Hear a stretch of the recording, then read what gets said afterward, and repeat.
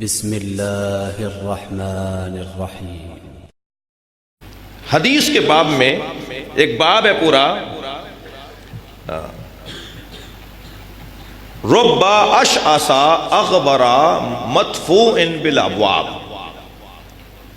بہت سارے ایسے لوگ ہیں جن کے بالوں پہ مٹی لگی ہوئی ہوتی ہے، کپڑے ان کے گرد آلود ہوتے ہیں اور انہیں دروازوں سے دھتکارا جا رہا ہوتا ہے۔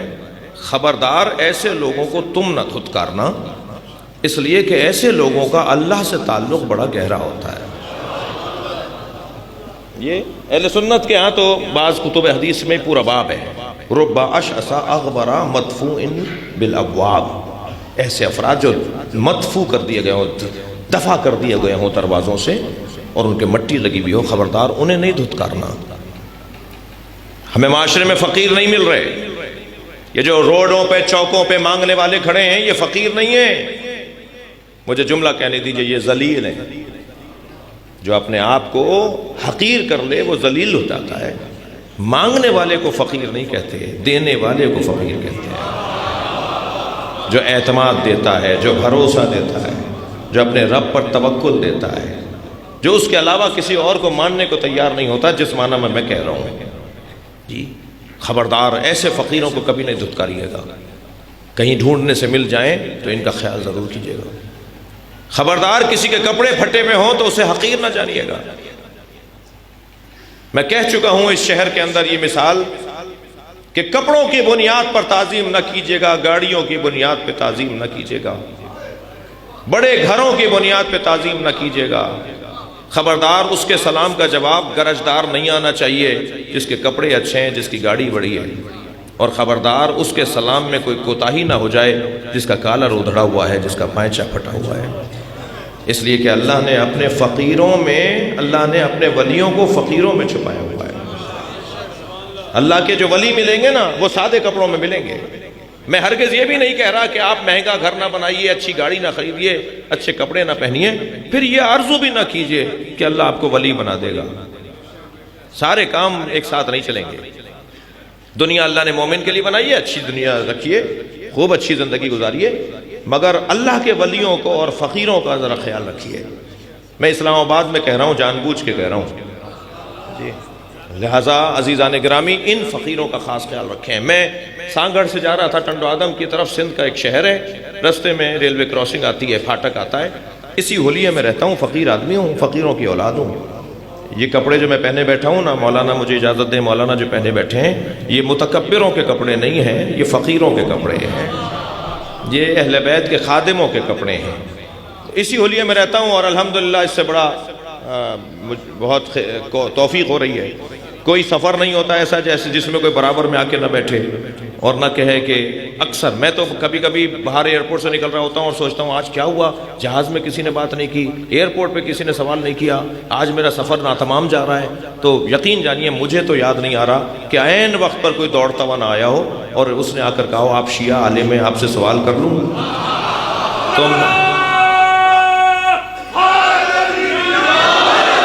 تو میں پلٹ کے دیکھتا ہوں اور اس کا پہلے تو شکریہ ادا کرتا ہوں اور پھر میں ایک جملہ اس سے کہتا ہوں، بھائی یہ میں پہن کے اسی لیے پھر رہا ہوں کہ آپ سوال کر رہے ہیں۔ سوال کیجئے نا، ہم سے ہمارے بارے میں پوچھئے نا، ہمارے بارے میں آپ کیسے رائے دے رہے ہیں؟ فلاں عقیدہ تو آپ کا نہیں ہے، میرا ہے نا، تو میں ہی تشریح کروں گا نا۔ فلاں کام ہم کرتے ہیں آپ نہیں کرتے تو میں ہی بتاؤں گا نا ہم کیوں کرتے ہیں۔ کالے کپڑے تو میں پہنتا ہوں نا تو میں بتاؤں گا نا۔ ماتم میں کرتا ہوں تو میں ہی تشریح کروں گا نا۔ یا علی مدد میں بولتا ہوں تو میں ہی تشریح کروں گا نا۔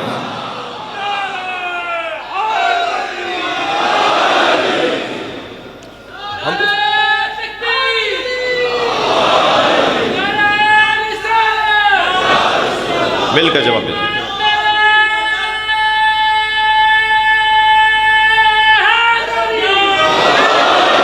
ہم وہاں سے گزرے تو مجھے لباس میں اس ابا قبا میں دیکھا ایک فقیر نے، وہ پھاٹک پہ بیٹھا ہوا تھا، دور سے آواز دے کر کہنے لگا یا علی مدد۔ میں نے کہا جی مولا علی مدد جی۔ تو کہنے لگا بتاؤں زہد کسے کہتے ہیں؟ میں نے اپنے ڈرائیور سے کہا، میں نے کہا گاڑی روکو بھائی، پہلا فقیر ملا ہے جو دے رہا ہے، یہ تو ہمیشہ مانگنے والے ملتے ہیں۔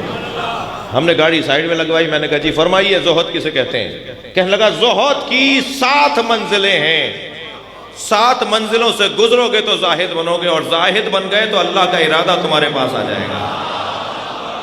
بڑے کام کی بات، بڑی گہری بات جی، زاہد بن گئے تو اللہ کا ارادہ تمہارے پاس آ جائے گا۔ میں نے کہا بتاؤ زاہد کیسے بنتے ہیں؟ اس نے 7 منزلیں بیان کی، ان میں پہلی منزل جو بڑے کام کی بات ہے ہدیہ کر رہا ہوں، کہنے لگا زاہد بننے کے لیے پہلی منزل ذات کی نفی ہے۔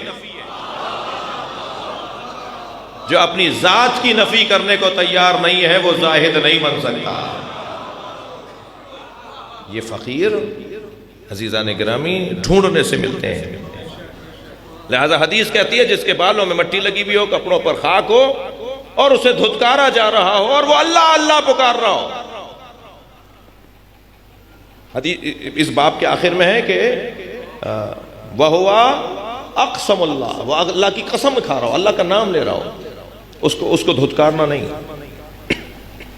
ایک ایسا ہی فقیر دیتا دیتا جا رہا تھا، ایک حلوائی نے آواز دے کر کہا، حضرت آیت اللہ دستغیب نے اس واقعے کو لکھا ہے، ایک حلوائی نے آواز دے کر کہا کہ دودھ پی لو، حلوائی نے آواز دی دودھ پی لو، فقیر کچھ نہ کچھ دیتا ہوا جا رہا تھا، اچھی اچھی باتیں، کسی کو یہاں ٹوکا، کسی کو وہاں سمجھایا، تو ایک حلوائی نے کہا جی دودھ پی لو، تھوڑی دیر سوچا کہ لاؤ پلاؤ، وہ کاسا لایا دودھ کا، انہوں نے دودھ پیا، دودھ پی کے جو آگے چلے تو اس کا پیر ایک گڑھے میں جس میں کیچڑ تھی، جس میں پانی بھرا ہوا تھا، اس کا پیر اس میں چلا گیا۔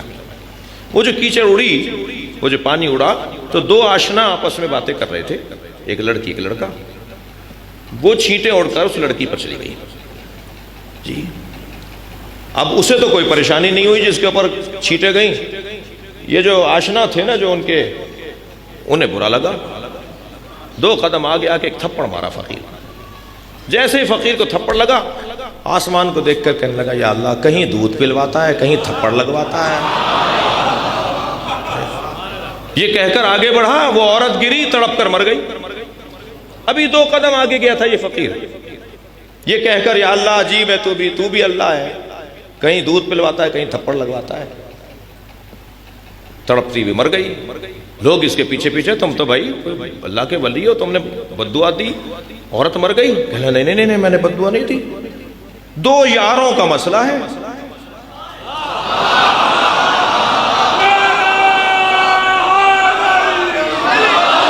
بھائی صلوات پڑھیں گے محمد و آل محمد۔